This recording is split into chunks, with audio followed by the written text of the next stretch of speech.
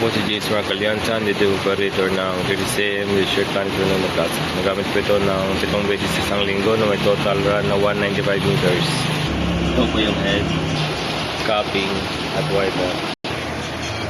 Kaya ito naman po yung tamang pag-head gauge.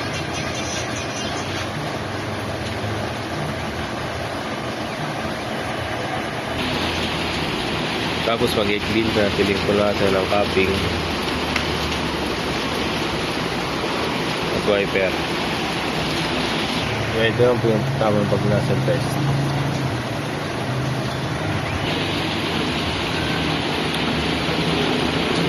Buo naman po siya. Ito yung waste tank kapalitan sa kahapon. EDR. Ito naman yung tank sa tamang level naman po. Ito naman yung mga use at unused.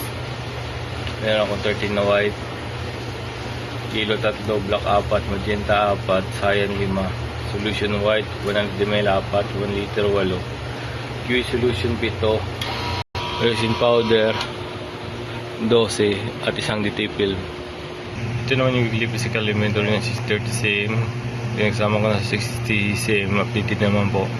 Ito naman yung consumable withdrawals ng 30cm sa buong isang linggo, updated din naman po. At ito naman yung daily output recording ng 30cm from August 9 to August 15, updated din naman po. At din na po magtatapos yung vlog ko. Maraming salamat po.